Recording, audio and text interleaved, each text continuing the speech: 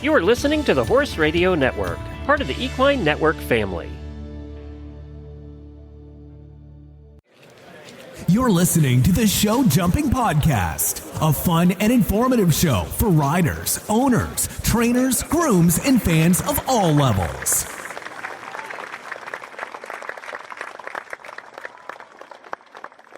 I'm Ashley Winch in Kansas City, Missouri. And I'm Kristy McCormick in Saratoga Springs, New York, and you're listening to the Show Jumping Podcast by Reline GI.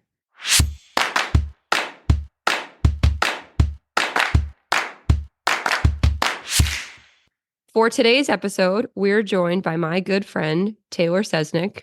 We define lateral exercises and why they're important, and I'll share a recap from my most recent clinic at Dana Hall. But first, a word from our title sponsors, Reline GI. As the holiday season approaches, horse owners know that nothing puts a damper on the festivities like a horse suffering from ulcers.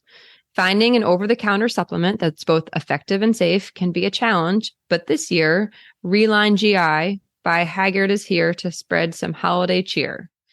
This innovative polysaccharide blend combines high-weight hyaluronic acid, which is a natural lubricant found in the body, with immune-boosting beta-glucan to provide your equine companion with the support they need to thrive. Backed by a study conducted by renowned vets at Haggard, Reline GI has been shown to effectively treat gastric ulcers in horses, with 90% of horses experiencing complete resolution or improvement in ulcerative areas, increased appetite, weight gain, and positive behavioral changes. I'm going to add a personal note here. That horse that I spoke about in episode 1 or podcast 1 has started on this supplement, and I have video proof of her improvement in her behavior. She is so much happier going forward.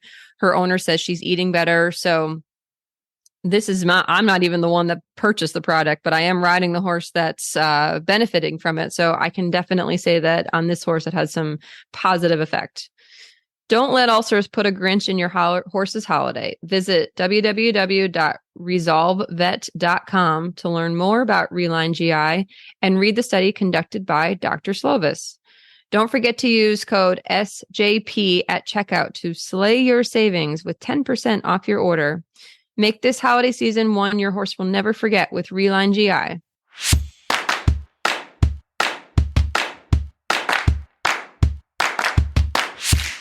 Taylor is joining me today, and she has been a longtime friend of mine first and foremost.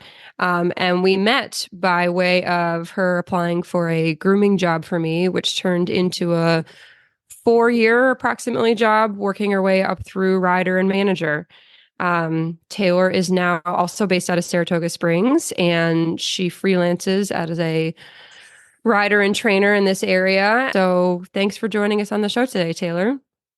Happy to be here. So I wanted to talk today about, the different aspects of working in the horse industry and how young girls who start as riders on ponies and then work their way up through the ranks of the horse show can navigate through the possibilities of where they might find themselves in this world that has so many possibilities to follow different avenues, follow down different avenues. So I wanted to ask you, could you start with what you saw yourself doing as a young kid versus where you are now, and what kind of jobs have you had in between? Well, I mean, you could talk for hours about that for sure. And I know we certainly have at some point down the road. Mm-hmm. I mean, as a kid, I obviously, like probably just about everybody else, had dreams of, I'm going to go and jump in the Olympics one day. But, that's not necessarily for everybody. And I am walking next to the size jumps that you see on the Saturday Night Lights. I don't think that was ever anything I want to do at this point. But it's been an interesting journey. I certainly have achieved things that I definitely, in hindsight, probably really shouldn't have been able to be in the places that I was in. And it was all due to really great connections that I made along the way. I was very fortunate to kind of come from a really rural area that didn't have any sort of A circuit, anything. Through high school, I showed 4-H and I rode just about anything that anybody would let me ride. So having the opportunity to go to Wellington and work in such just an incredible atmosphere with athletes, human and equine combined, was just a really incredible experience all around. And I get so many applicants from girls who want to, and guys who want to join a team like ours, or did when I had a running business. And their first priority, though, is riding. And that's wonderful. And we all usually start this because we want to ride. But unfortunately, this sport at the national level takes such precise ability and really a lot of horse flesh that you need to have a lot of experience on and really work on in the ring and outside of the ring. Can you talk about the value of what kind of jobs are on the ground and what kind of jobs go into taking care of not just the animal itself, but really putting on this whole production so that the end result that is in the ring is what we call successful? I think there are so many steps that we miss that are probably more important than just the riding themselves.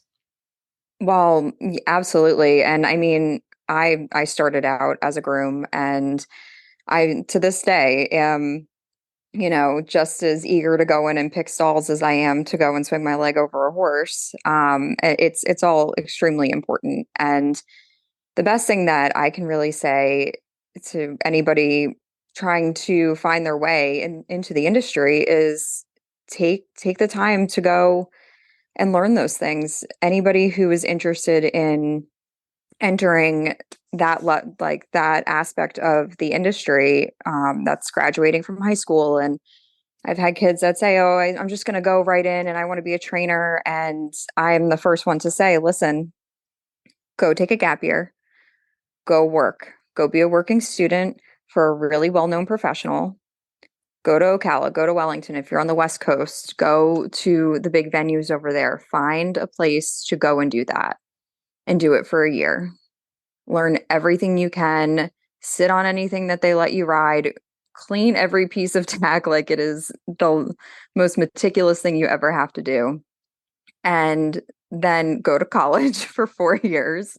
And Yep. Oh, and then come back to it if that's what you really feel is what's your driving force and what you're meant to do in life.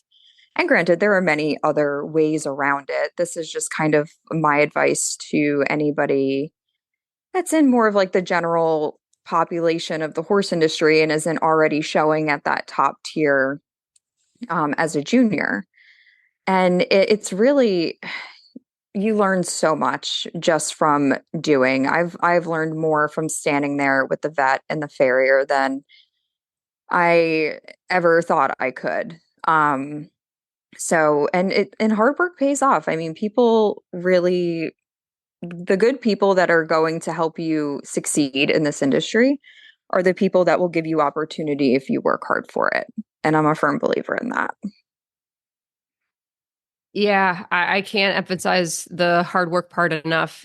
Effort is really key number one to most jobs, but especially in this industry where riding is wonderful and it doesn't, make a difference if you're a great rider or a good rider or an average rider, but it does make a difference in how hard you work and how much you pay attention. I think you and I have had so many moments where we are standing there with Dr. Belden, or Dr. Stewart, late at night when we have a sick horse or a horse that has an injury that we need to care for right away.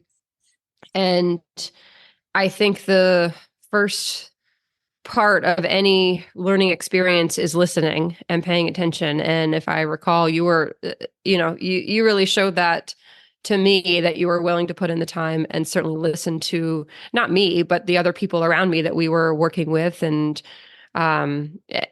learning from. And so I think it's a struggle for many people that want to either be their own, professional and have their own barn that haven't have skipped those minutes of listening to others when they think they might know it, most especially really the kids that are showing in the junior ranks, because those are usually the kids that, if they can afford to be in the ring, and here's sort of the paradox of our sport, if you can afford to be in the ring, you generally don't have a lot to do with what's going on on the ground and taking care of your horse. And in the past, that was the opposite. Everybody took care of their own horse, and everybody mostly had one horse, maybe two, but it was their job to make sure their horse was prepared and got into the ring correctly and sound and turned out well, tack clean, like you said, all the little details that go into it.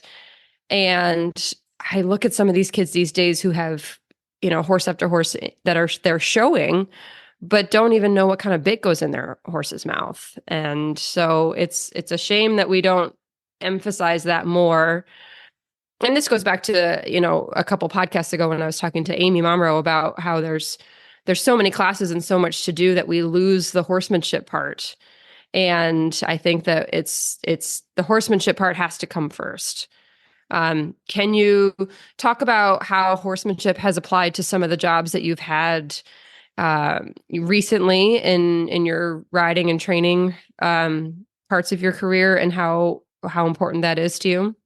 Oh, absolutely. I mean, a couple of years ago, it was right over COVID, I guess. I really started, I wasn't going to Wellington, and I had decided to stay up north, and I had taken a couple months, really realized that I needed to be back in the barn, which I knew it wouldn't last long, but I needed a little bit of a break just to kind of decompress from all the traveling and all the years of kind of doing it. And I found myself teaching at a local farm here.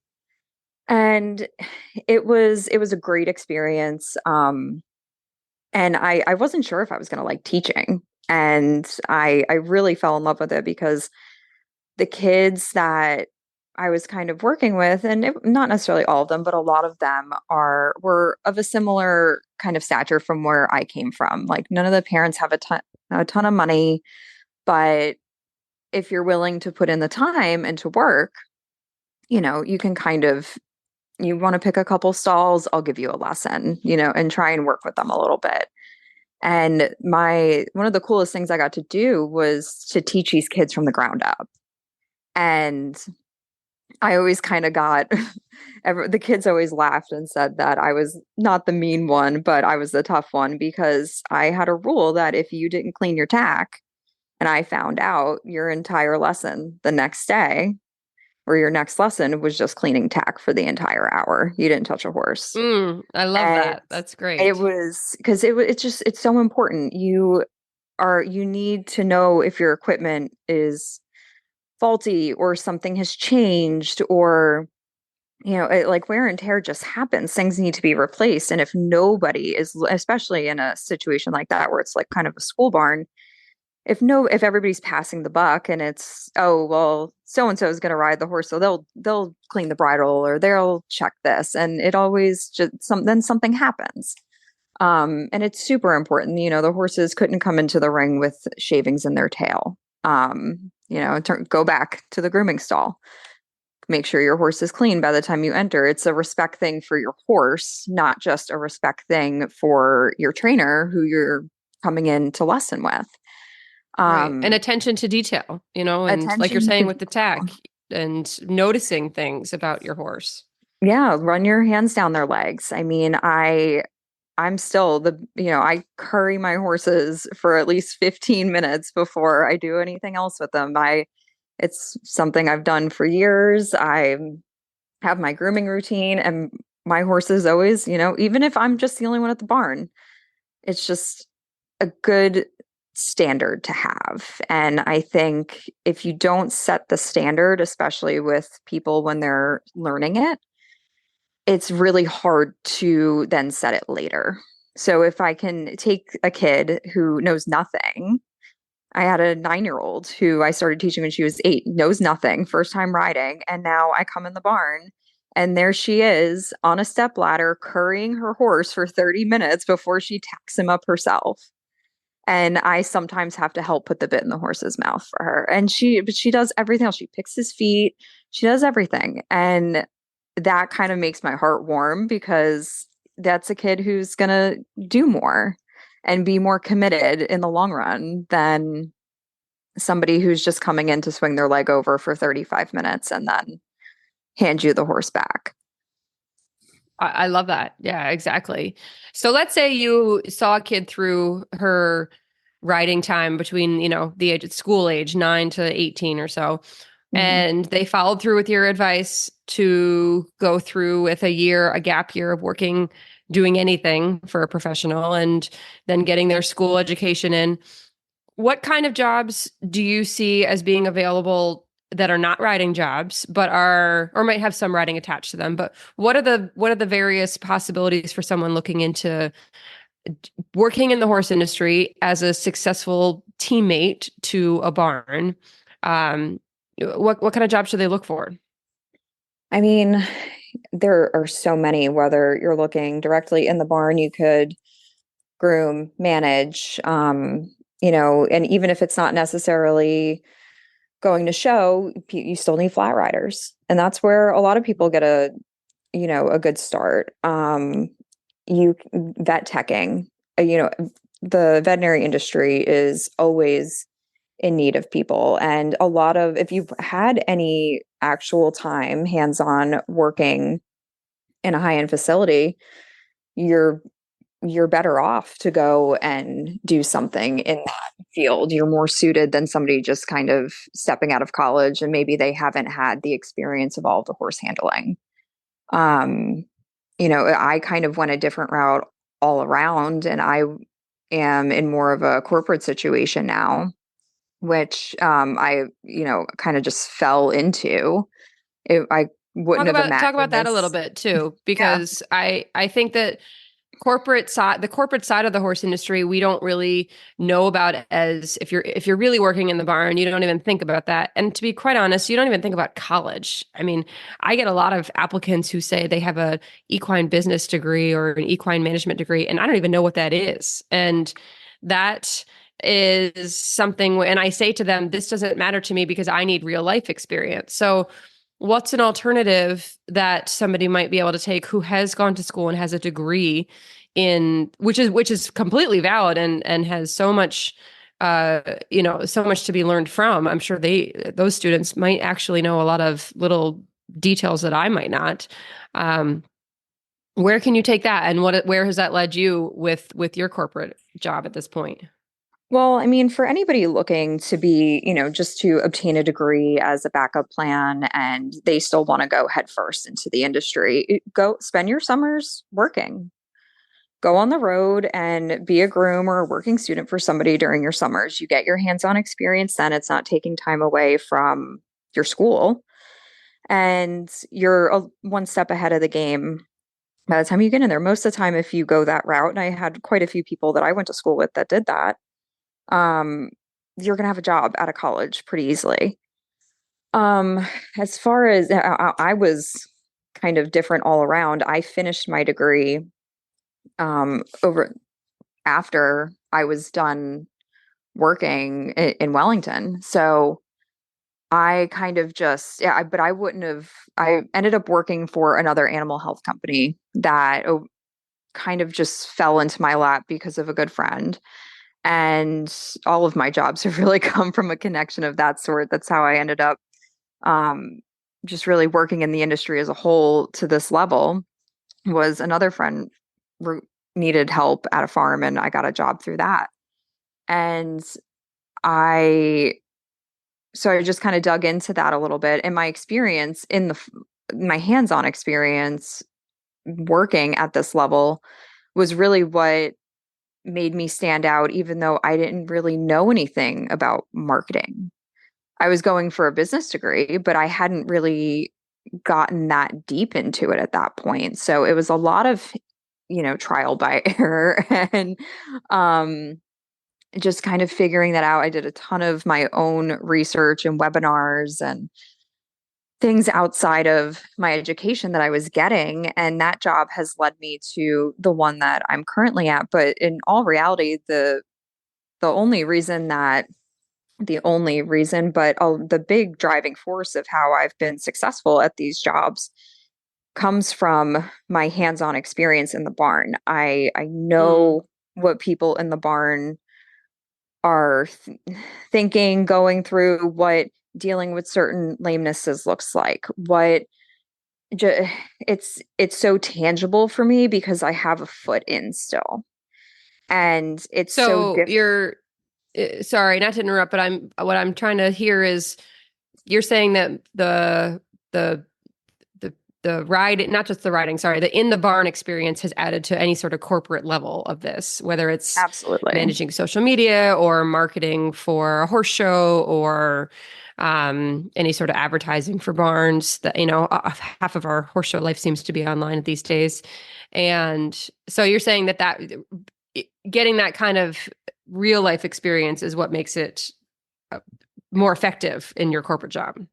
Absolutely. I mean, you need to know your audience and who you're speaking to. And somebody who has never been to these events or, kind of been on the road and dealt with horses at that level is not going to be able to speak to your target audience really in the way that they're going to hear it. Even going from different discipline, English to Western, I'm fortunate. We have a really great group of people, and the Western side is different from what I'm used to. So there's a lot of great reference points there. But yeah, having that hands-on experience was really, it was important when moving into my second career. So I remember we had a conversation, you and I, a few years ago about how you might step into this business more independently and on your own than working for another barn. And I remember us talking about there being a real need for educated trainers and barn managers to help the circuit that does not go to Wellington and that shows at the local B or A level. And I think that is still very needed. But can you talk a little bit about what you aspired to then and how that's maybe changed and some of the challenges you ran into and where you feel you are now in that line of work? Yeah, absolutely. I mean, my focus has definitely changed, just as my career path has changed. I love to teach. It's not a focal point anymore. It's hard when you come into an area that is already pretty dense, horse dense, to be able to, hang your sign. And I think that there is a huge need for people in every area that are willing to really put in the time and dedicate to the clientele that isn't necessarily the 1%. And if that clientele, Which is, if we're being, that's most horse people are not the 1%, obviously. absolutely, Most people can't afford to go to Wellington. Most people need someone to manage their horse on a budget and can afford only X amount of lessons per week or month and ride. And I think that reality, it can certainly conflict with how much training and how much it can conflict with how much training can go into the horse, but it shouldn't conflict with how much horse care goes into it or back to horsemanship. And I think I remember you and I talking about how there's a real need for attention to detail for these kind of for anybody who's looking for that for these people. But in reality, that still is a challenge in itself, and trying to make a living doing that, right? absolutely. I mean, nothing's getting cheaper, and it's Right. people still have to pay their bills, but there's a way to do it, and a lot of it unfortunately comes down to the fact that, like, if you can't afford to necessarily have a groom there for your horses, you have to do it yourself. And and that's fine. And I think that's super respectable, but I think there is maybe a bit of a gap in the education of really turning out to a high standard. I mean, even if we're at a local schooling show, I still expect anybody that I'm with to show up to the ring. They might not have to be braided, but their horse should look appropriate. He should be clean. Their tack should be tidy. They should be tidy. Like they should be ready to walk into the ring and look respectable. And I think that's important, whether you have somebody there to prepare your horse for you or whether you have to do it yourself. And the education that requires both from the trainer, someone like yourself, educating the student, and the trainer themselves being educated. And that ball, it's very easy to, start local and stay local, and trying to expand.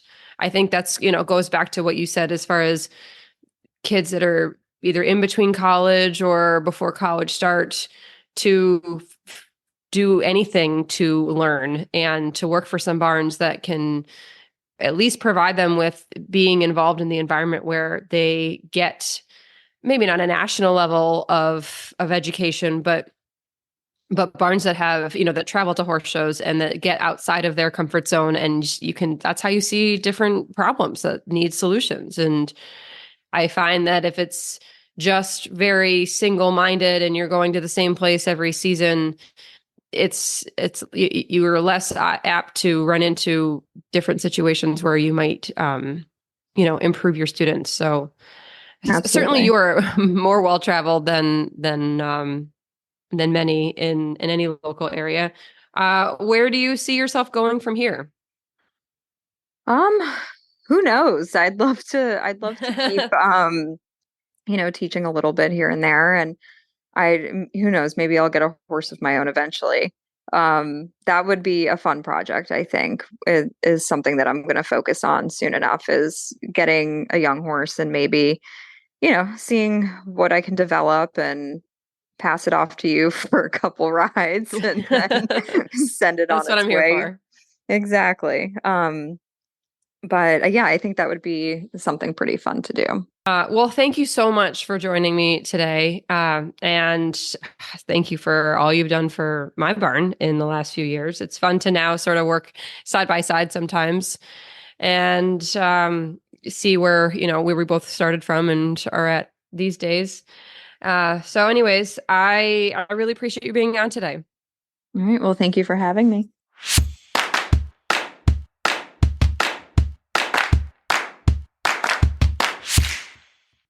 So for today's exercise, we're going to discuss lateral movements on the flat. And most of these movements are done frequently in dressage. I think they're equally important in the hunter jumper world because they're really the basics of flat work. There are so many elements to flat work, meaning transitions, pace, exactly, where you want your horse to work underneath you is really the basics, or basis of all jumping exercises that we do. So these movements are all done at the trot to begin with, and then they can also be done at the canter, which is a little more advanced. So there are 6 exercises that I'll discuss. 4 of them should be familiar terms, but for some riders, they're not. I think that it's a real value to not just be able to understand what these are, but have someone who can teach you these in person. This will be a nice compromise for that. And you can reference pictures for each of these movements on our Facebook page.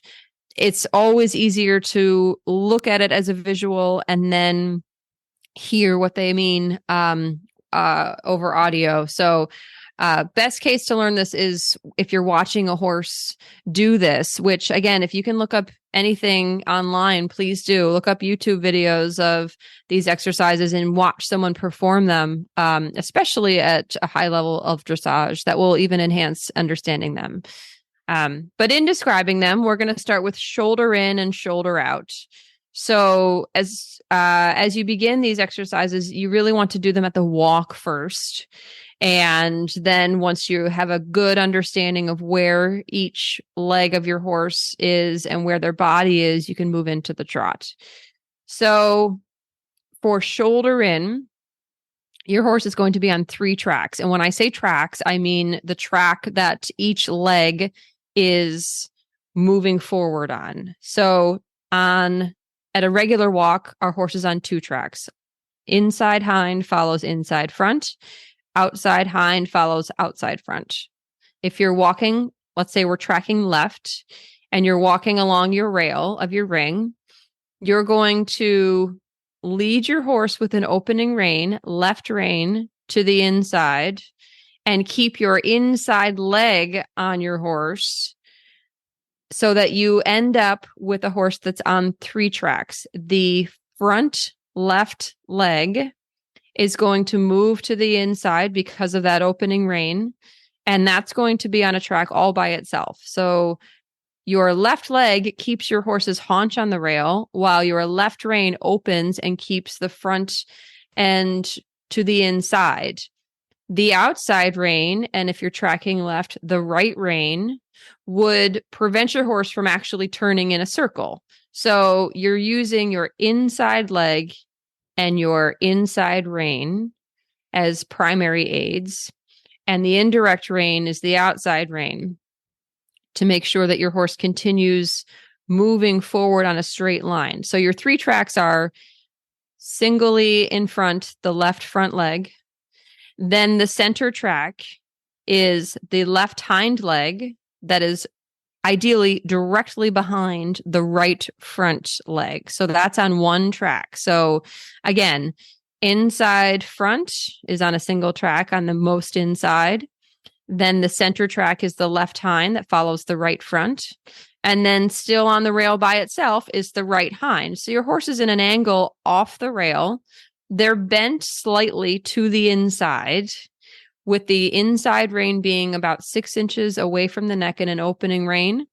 The outside rein, which is the direct rein, is against the neck. So those 3 aids are all working together to keep your horse on an angle with a slight inside bend for shoulder in. And you should be able to maintain this on a straight line down the side of the ring, or around the end of the ring as if you're turning a little more on a circle. Shoulder out is exactly the opposite. You are going to be bending your horse to the outside, and they're going to be on an angle pointed to the outside of the track. You want to move about 6 feet away from the rail so you have some room to guide your horse. You're going to bend your horse to the outside with your outside rein. So again, if you're tracking left, this is now right rein, bending your horse right. With that opening rein, it's about 6 inches away from the neck. Your outside leg keeps the horse, the hind end, on the track that we've just established as 6 feet off the rail, and their head is towards the rail. And then you're steering with the left inside rein, which is now the indirect rein. So your 3 aids that you're using are outside leg, outside rein. Those are your lateral aids, lateral meaning same side.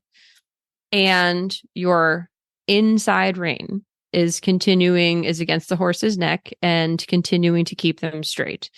So now your 3 tracks. Again, this is easier to understand visually, so reference the picture that's on our Facebook page. The first track is right front by itself, that is along the rail. The center track is right hind. Again, this is if you're tracking left. Right hind following the left front foot, right hind foot following the left front foot. And then the left hind foot is most center towards the center of the ring by itself.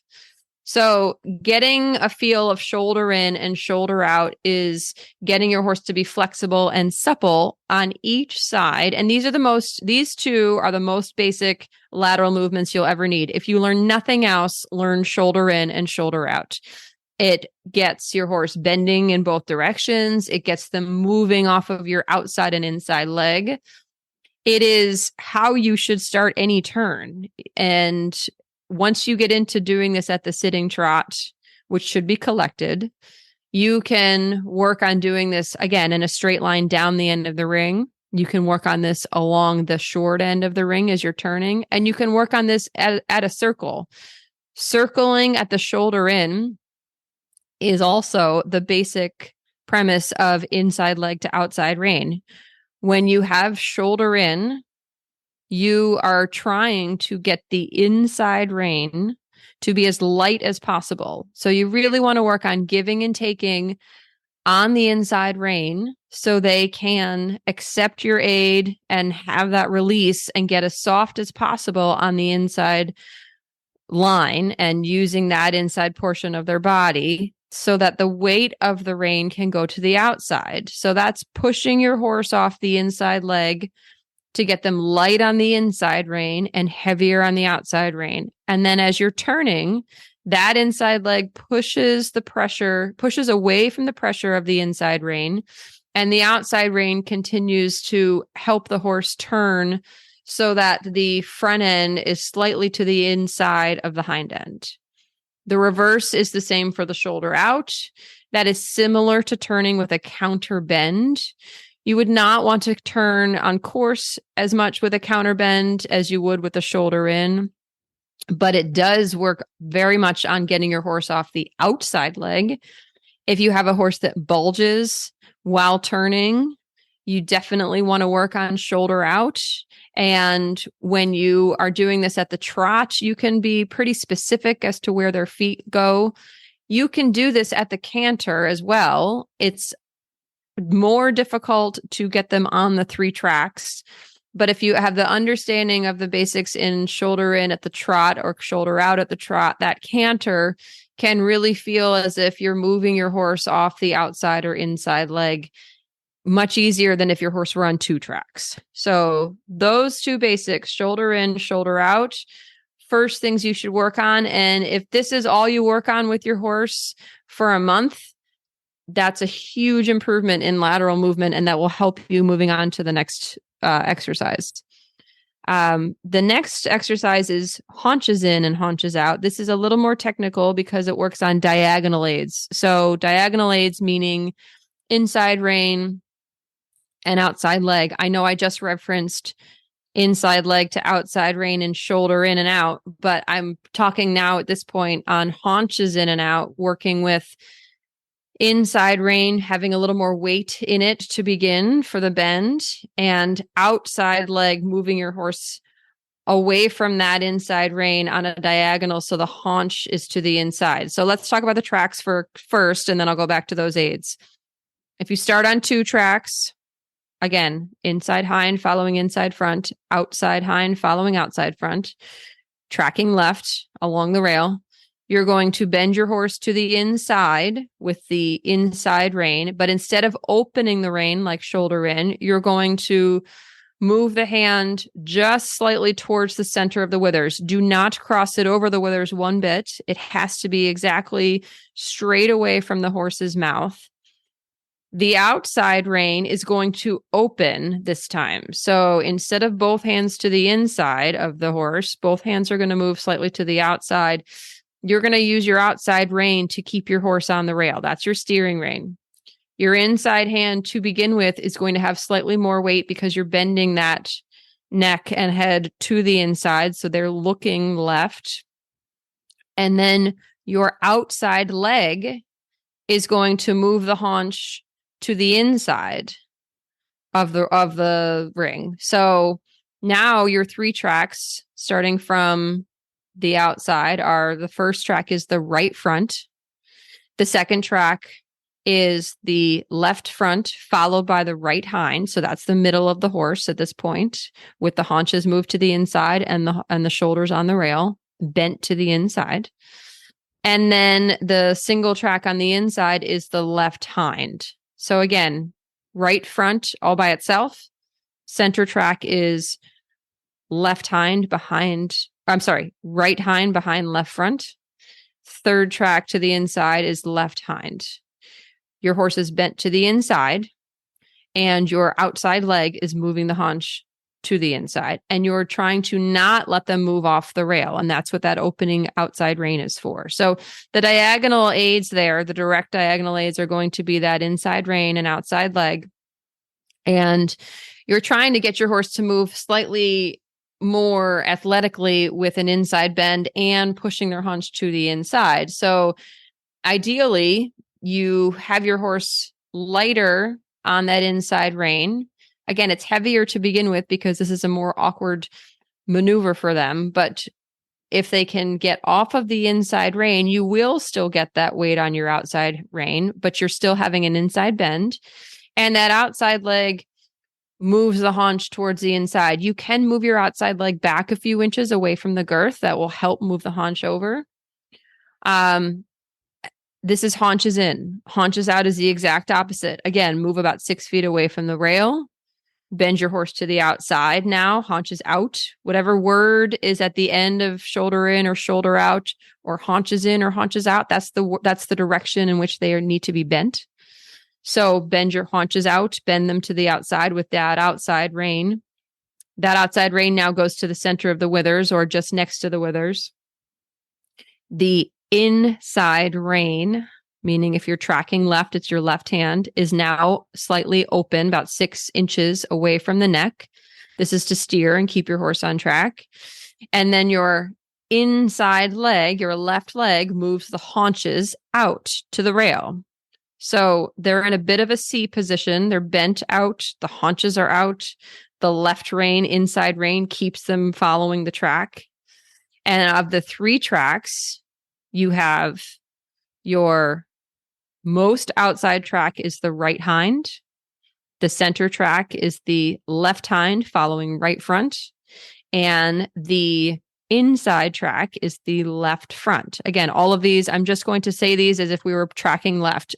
When you track right, it is just the reverse. So we won't discuss which ones are right and left and make this as little confusing as we can, but that is the position that you want your horse to be in. So haunches out is bent to the outside and the haunches are to the outside.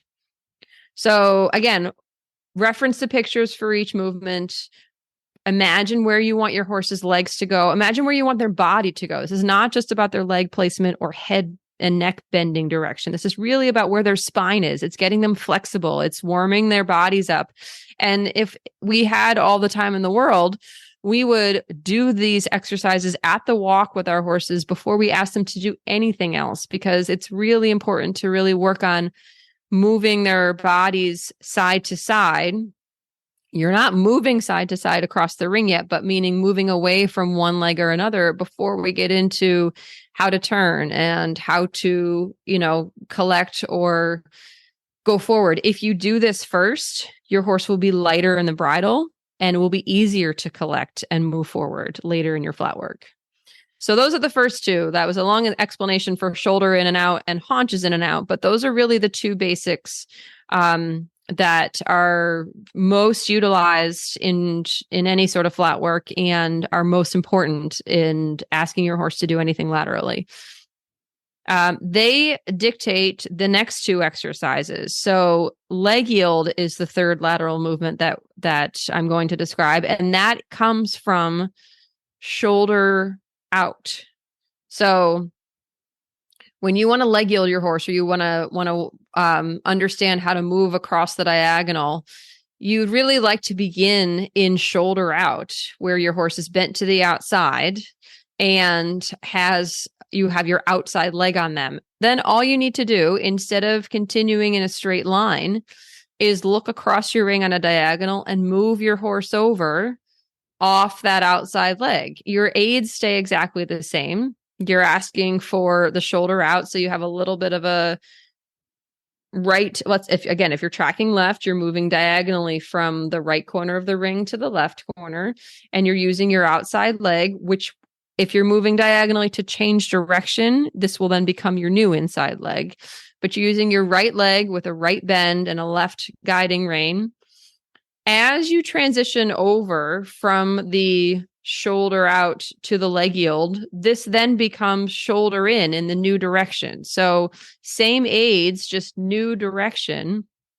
Again, bending your horse to the inside. Another version of leg yield is to move your inside hand closer to the neck and open your outside rein. Both are correct, but for the purposes of this exercise, focus on how shoulder out can put your horse in the position to leg yield. And yield just means move away from your right leg, leg yield on a diagonal across the ring to change direction. And notice that you'll be in shoulder in the new direction. So again, shoulder out is an outside bend with outside leg. Your outside rein is slightly open, about 6 inches away from the neck. Your inside rein is against the neck, and that's your steering rein. And you're moving your horse diagonally across your ring in a leg yield. You're moving from shoulder out through leg yield into shoulder in if you're changing direction. Half pass is the same principle, but using haunches in and out. So you already know where haunches in is. You're going to start in haunches in at the sitting trot or the walk. Both of these are correct to do at either gait. Haunches in, again, if you're tracking left, is a left bend with your hand to the center of your horse's neck or withers. Left bend, inside bend. This is haunches in. Outside rein is open. Outside leg has the horse with the haunch move back a little, so the haunches move to the inside. So they're bent to the inside. They're in a C position, so the haunch is to the inside. And the outside rein, if you're tracking left, is the right rein. That keeps your horse on a straight line. For half pass, you're moving, again, diagonally across the ring. However, it's extremely important to keep your horse facing the end of the ring. So they're parallel to the side of the ring. It's very, very easy to attempt to do a half pass and have your horse then be on an actual diagonal of the ring, which is not half pass at all. You really have to move so that the haunches move first before the front end. This can feel very, very difficult. Some horses can get very confused at this. You have to really take your time. It's a difficult exercise to do. And the best way to think about it is to just move 1 foot at a time, keeping the inside bend and using the outside leg. This is definitely better off done at the walk first. And if you find your horse is moving sideways too much, meaning they're trying to cross their legs over, and instead of moving on a diagonal, they're just trying to move directly to the left, go straight for a few moments, and then regroup and start to move over from the haunches in. This can take a little while to figure out where your horse's strengths are and which direction is easier or not. This is definitely going to bring out their strengths and weaknesses laterally on both sides. So your haunches in moving through half pass will eventually turn into haunches out when you are tracking the new direction. So to repeat those two things, leg yield and half pass. Leg yield starts with shoulder out.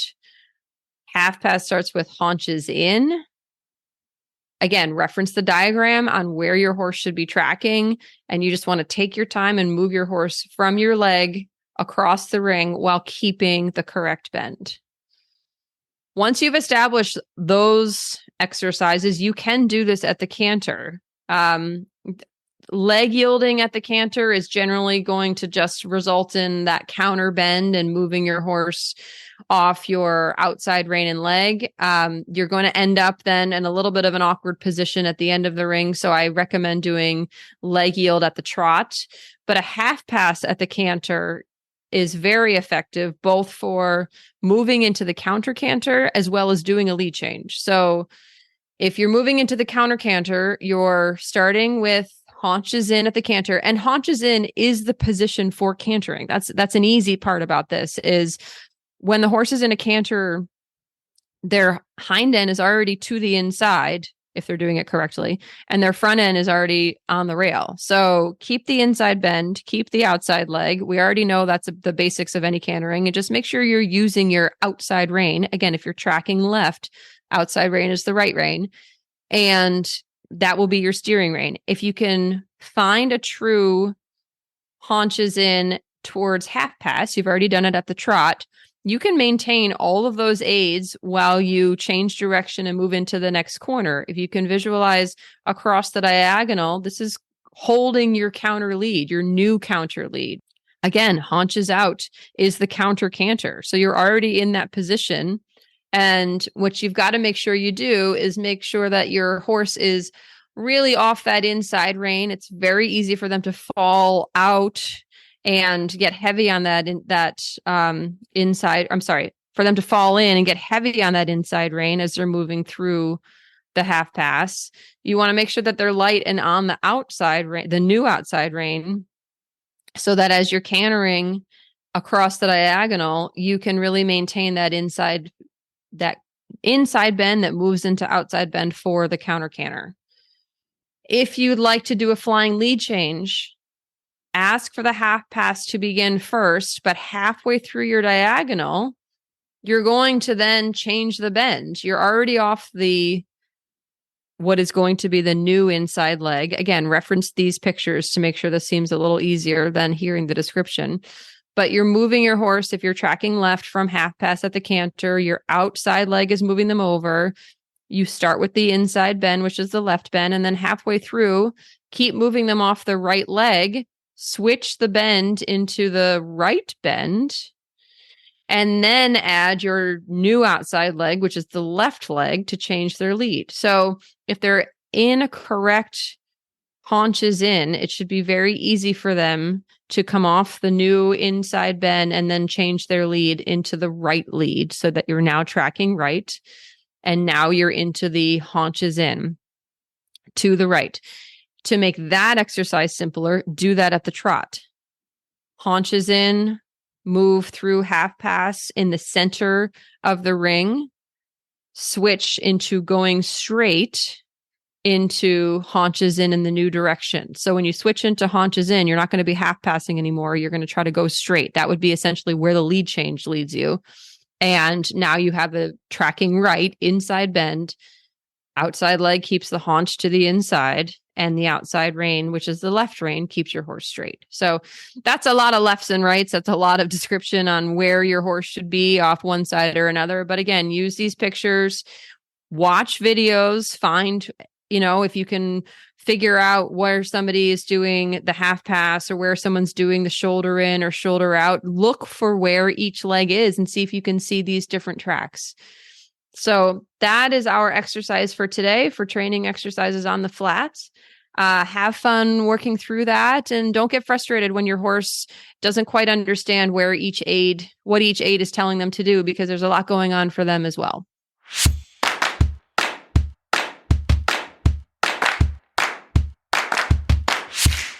Ho, ho, ho. Give your horse the holiday gift of gut health. Horse owners know that ulcers can be a real pain in the, The challenge is finding an over-the-counter supplement that's both effective and safe for your equine companion. This holiday season, give the gift of Reline GI by Haggard, a polysaccharide blend of high-weight hyaluronic acid, a natural lubricant found in the body, and immune-boosting beta-glucan. Backed by a study conducted by renowned vets at Haggard, Reline GI has been shown to be effective in treating gastric ulcers in horses. In the study, 90% of horses showed complete resolution or improvement in ulcerative areas, including increased appetite, weight gain, and positive behavioral changes. Don't let ulcers dampen your horse's holiday spirit. Visit www.resolvet.com to learn more about Reline GI and read the study conducted by Dr. Slovis. Don't forget to use our code SJP at checkout for 10% off your order. Happy holidays from Haggard and Reline GI.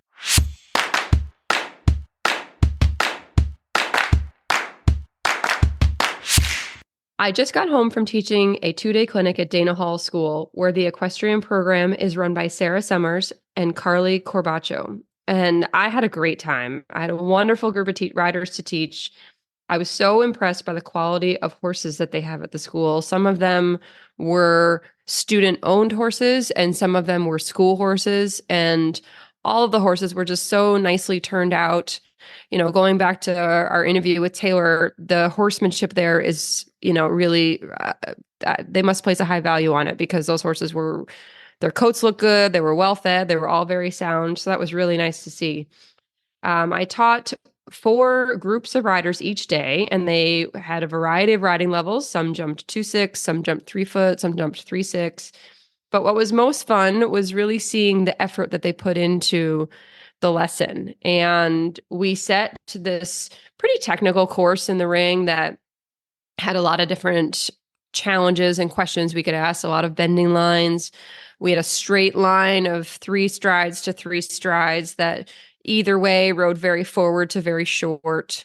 We had a circle in the center that we really had to work on how to turn your horse with all your aids. And the biggest lesson that I ended up teaching almost each group was how recovery on the landing really affected your approach to the next jump, especially in an indoor. It was a great size indoor, but you still only have so many number of strides between, each line to the next approach. So whether it was coming off a forward line and holding that line to the end of the ring as long as they could, or slowing down enough to make sure that they were coming forward out of the next turn.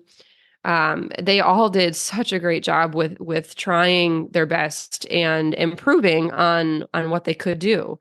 So clearly Sarah and Carly do such a great job because every student had a great understanding of pace and track. Certainly there were moments where we had to tap into fine-tuning both, but it was so much fun, and I really appreciate them having me, and I can't wait to go back. Be sure to like, subscribe, and tell your friends all about the Show Jumping Podcast. Videos, photos, and more descriptions of our exercises on our Facebook group, Overheard on the Show Jumping Podcast, linked in our show notes. Wishing you all a very Merry Christmas. And a Happy New Year.